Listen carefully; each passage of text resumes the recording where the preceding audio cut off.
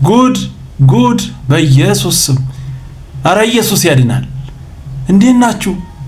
ኢየሱስ ብቻውን ያድናል። ምንም ማድረግ አይቻልም። ስሙ ይሄንን ጉድ ከባድ ነው። እና በዚህ አጋጣሚ በባለፈውም ጠቆም አድርጌ ነበር አንድ ነገርና እሺ ቤተ ክህነት ላይ 9 አህያ ከነ ህይወቱ ተቀብሯል ብዬ ነበር። ይሄን ተናግሬ ሳልጨርስ የሚገርም ነገር 9 አህያ አዎ በባለፈው ሀሌታ ሚዲያ ላይ 9 አህያ ከነ ህይወቱ 4 ጥቁር ውሻ 4 ጥቁር ድመት ከነ ህይወቱ ተቀብሯል። ሌላውን እንተውና ይሄ በፍላሽ ደረጃ አስቀምጬዋለሁ። አንዱን ይሄ ስለነበርኩ የት ነው ተቀበረው? ቤተ ክህነቱ ግቢ ውስጥ ተቀብሯል። ሀገረ ስብከቱ ግቢ ውስጥ ይሄ ማለት ይኸውልህ በደንብ እንድታዳምጥ ይፈልጋል። እሺ አሁን ለምንድን ነው ያ የተደረገ? ያ ሲቀበር ዝም ብሎ ከነ ህይወቱ ተቀበረ አይደለም እኮ። ሲቀበር አደራረግ አለው፣ ገቢር አለው፣ ጠልሰም አለው፣ ድግምት አለው። ያንን አድርገህ ነው የምታደርግ። ለምንድን ነው ኢትዮጵያ ከፍ እንዳትል እነሱ ብቻ እንዲበለጽጉ ሀብታም እንዲሆኑ ህዝብ አህዛብ ከምስራቅ ከምዕራብ ከሰሜን ከደቡብ እየመጣ እግራቸው ላይ እንዲወድቅ በግርማ ሞገስ በፍርሃት ቀንበር ተይዘው ገንዘባቸውን እንዲሰጡ ነው። ሌላ እኮ ምክንያት የለም። ይሄንን ሁሉ ነገር እየሆነ ያለው በኢትዮጵያ ውስጥ ነው እያልክ ነው? በኢትዮጵያ ምድር ነው ይሄ እየተደረገ ያለው። ኢትዮጵያ ለዚህ ነው እኮ በረከቷ ተውጦ ያለው ወንድሜ። አሁን ይሄንን በተናገርኩኝ 10 ቀን አልደረሰም። አሁን አንዱ ጳጳስ በቅርቡ ስልክ ሲያወሩ እጅ ከፍንጅ ተይዘዋል። ከደባርቅ ከሰሜን ጎንደር አንዷ ደውላ እንዴት ነው በቃ ይሄንን ሚስጥር አወጡት ማለት ነው ምናምን እያለች ስታወራቸው ስልካቸው ተጠልፎ በቃ አሁንም እኮ የቀበርነውን ነገር ሊያወጡብን ነው አሉ። እግዚአብሔር የተባረከ ይሁን። አንዳንድ ሰዎች እኔ ሳወራ ቧልት ነው እንደሚያወራው እንዴ ስም ማጥፋት ዘመቻ ነው ወይ ይሄ ልጅ የሚናገረው ብለው የነበሩ ሰዎች እየደወሉ አንተ የተናገርከው ነገር ተፈጸመ ያሉኝ ሰዎች አሉ። ዛሬ አባቶች ብለን የምንሰግድላቸው መስቀላቸውን የምንሳለም ጉልበታቸው ላይ የምንወድቅ ሰዎች ቀሚሳቸውን እንደዚህ ብንገልባቸው ወገባቸው ሁሉ መተት ነው። እክንዳቸው ላይ ሁሉ መተት አሰርተው ነው የሚጓዙ። በቅርቡ ላይ ይሁን እኔ ሲሆን ትዲ ኢትዮጵያ ላይ ገብተህ እስቲ እኔ አታች አድርጌ እንትን ብየዋለሁ ፖስትቸዋለሁ።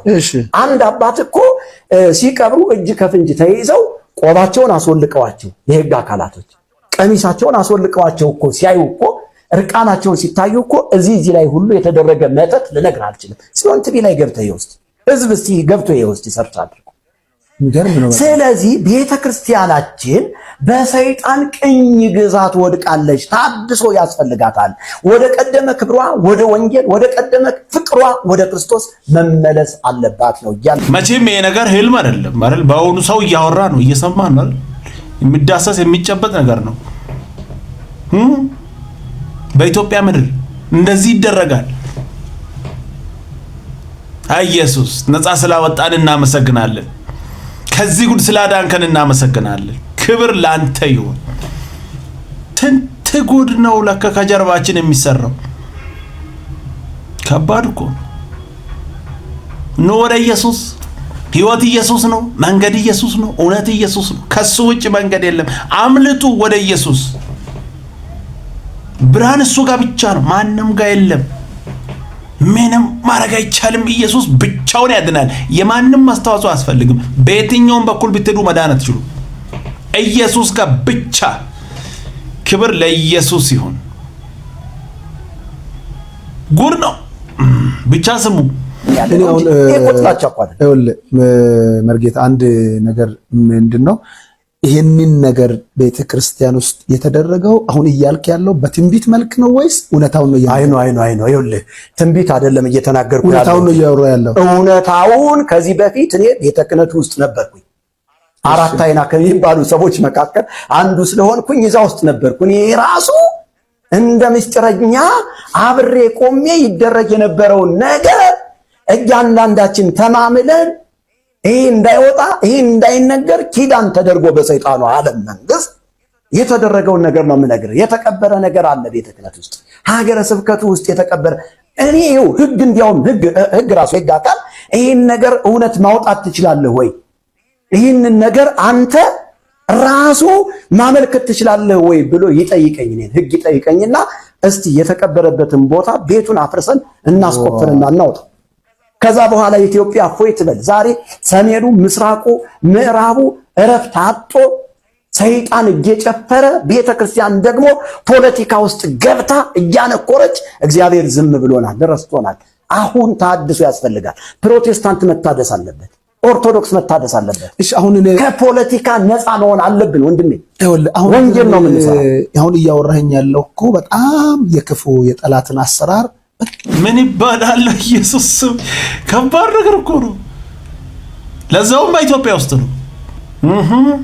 ኢየሱስ ያድናል። ምን አይነት ጉድ ነው! ጌታ ኢየሱስ ክብር ሁሉ ለኢየሱስ ይሁን። ሕይወት ኢየሱስ ነው። ወደሱ መምጣት ነው። ጉድ ነው። ስሞይንንም ኢትዮጵያ የድሮን ቴክኖሎጂ ከቱርክ አገኘች ልክ የሚል ዜና የሰማ ኦርቶዶክስ አሁን ልቡ መምታት አለበት። ማላይ ቦምብ ሊወረወር ነው አሁን ጭንቀቱ ማለት ነው የሚመጣው። አሁን ኦኬ ይሄ መሳሪያ በማእጅ ነው? በኦርቶዶክሳዊ ሰው እጅ ነው? በሌላ እጅ? ይሄ መሳሪያ የሚያዘው ማን ነው? ጀነራሉ ማን ነው? ሌላው ግን አይ ድሮን አገኘ ብሎ ዜናው ይበቃዋል። ኦርቶዶክስ ከሆነ ዜናው አይበቃውም። ዜናው ወዴት እንደሚያደርስ ኦርቶዶክሳዊ ምን እንደሚሆን፣ ሃይማኖት ምን እንደሚሆን፣ አገር እንደሚሆን መጨነቅ ይጀምራል ማለት ነው። እንደው በፍቅር ልጠይቃችሁ፣ አሁን ይሄ ምንድነው? መንፈሳዊ ነው? ፖለቲካ ነው? ምንድነው ነገሩ? ኢትዮጵያ ውስጥ እኮ ጴንጤም አለ፣ ኦርቶዶክስም አለ፣ ሙስሊምም አለ። ምን የሚባል ፖለቲካ ነው? ድሮን ሲገዛ እኮ ለአንድ ሃይማኖት አይደለም፣ ለሀገራችን እኮ ነው፣ ለሁላችንም ነው አይደል? እና ድሮኑ በኦርቶዶክሳዊ እጅ ከገባ ሌላውን ለማጥፋት ነው ወይ? በጴንጤ ላይ ከገባ ሙስሊምንና ኦርቶዶክስን ለማጥፋት፣ ሙስሊም ላይ ከገባ ጴንጤንና ኦርቶዶክስን ለማጥፋት። መንፈሳዊና ዓለማዊ ነገር እንለይ እንጂ አሁን ምንድነው? እኔ ግራ ገባኝ። ምን ለማለት ነው? ጦር አዛዡ ማን ነው? የኢትዮጵያ ነዋ። የግል አለን። እኔ እኮ እንደዚህ ፖለቲካንና ሃይማኖትን አንድ አርጎ እየወሰዱ እንዴ! ሰውስ እንዴት ነው መንፈሳዊ ነገርን ከፖለቲካ ለይቶ እንዴት ሰው ሊያውቅ ይችላል? ድሮኑ ከመጣ ቴክኖሎጂው ከገባ ለሀገራችን ነው፣ ለሆነ ግለሰብ አይደለም፣ ወይንም ለሆነ ሃይማኖት ተቋም አይደለም። ኧረ በስመ አብ! አሁን ምን ይባላል? መንፈሳዊ ነገርና ፖለቲካን እየለየን እንጂ አንድ ላይ ከባድ ነው። ክብር ሁሉ ለኢየሱስ ይሁን። ኢየሱስ ብቻውን ያርዳል። እንግዲህ ምንም ማድረግ አይቻልም። ስሙ አላት ሲመጣብህ ማለት ነው። አንተ ያዘው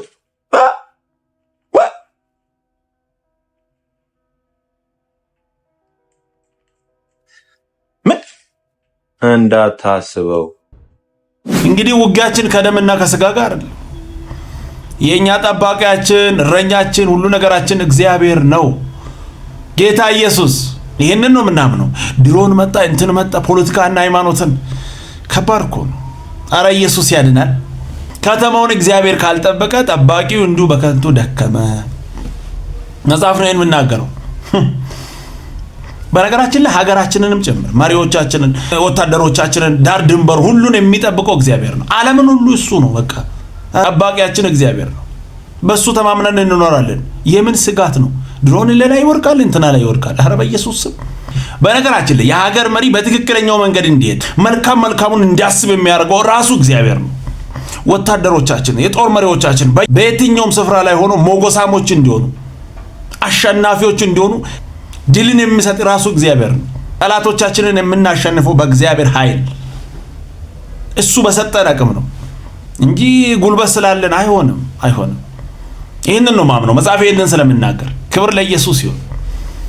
ስሙ ይህንንም ወንጌል በዚህ መንገድ ሲሰበክ ማየቴ በጣም ደስ ብሎኛል። ሰሞኑን ዓለም የሆነ ነገር የተረዳች ይመስላል። ኮች ብሉ በመባል የሚታወቅ በጣም የተለያዩ ከባድ የሚባሉትን ስፖርት አይነቶች በማሳየት የሚታወቅ በጣም ከባድ ሰው ነው። ቪዲዮ ላይ እንደምታዩት በዚህ ቪዲዮ ላይ በጣም የሚገርም መልእክት ነበር ያስተላለፈው። ምንድነው ነገሩ? ወርቅ አለ አንገቱ ላይ፣ ገንዘብ አለ፣ የሆነ ነገሮችን በእጁ ይዟል። እነሱን ይዞ የሚወረወሩበትን ቻሌንጆች፣ ችግሮች ሁሉ መጋፈጥ ያቅተውና በጣም ይከብደዋል። ስትራግል ያደርግበታል። የሚሆነው ነገር ሁሉ አልቻለምና ይወድቃል። ከዛን ከወደቀ በኋላ ግን መስቀሉን ይዞ እንደገና ይነሳል ማለት ነው። በሚነሳበት ጊዜ በቃ ቅድም ገንዘብ ይዞ ያቃተው ነገር፣ ወርቁን ይዞ ያቃተውን ነገር ማሸነፍ ይጀምራል ማለት ነው። ቻሌንጆቹን ማሸነፍ ይጀምራል ማለት ነው።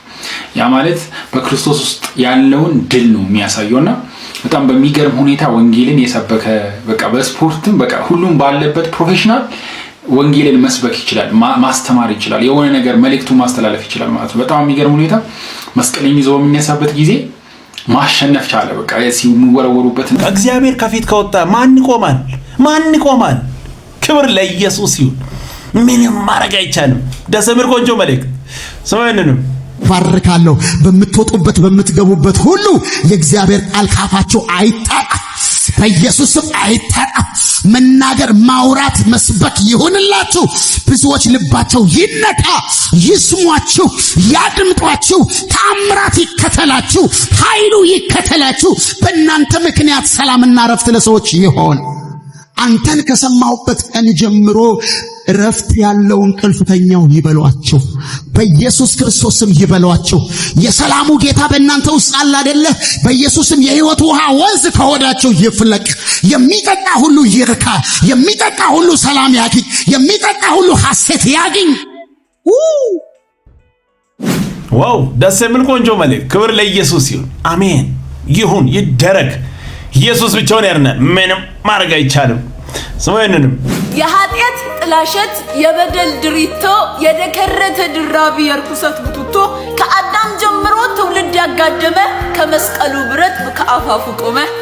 ደግሞ ክንዱ ሲከነዳ ሲንጠለጠል በተንጠባጠበ በደዌ መልክ ገጦ አጥንቱ በተቆጠረ ከግርጌው አጎንብሼ ከራስ ጅረት ብርስ ሁለንተናዬ ነጽቶ ቆምኩኝ በመቀደስ። ና ምን ልልህ ነው? ሕይወት እንደ ሰማይ ጠል ከቀራንዮ ዘነበ፣ ምሕረት እንደ ማዕበል ጠራርጎ ነጎደ። ጸጋ በእውነት አምድ ኩነኔን ቀበረ፣ ኤሎሂ ልጁን ትቶ ልጆችን በልጁ ወለደ። ደስ የሚል ቆንጆ መልእክት። ክብር ሁሉ ለኢየሱስ ይሁን። ኢየሱስ ብቻውን ያድናል። እንግዲህ ምንም ማድረግ አይቻልም። በሌላ እንገናኛለን። ሰብስክራይብ፣ ሼር፣ ላይክ ማድረጋችሁ እንዳትረሱ። ወዳችኋለሁ። ተባረኩ።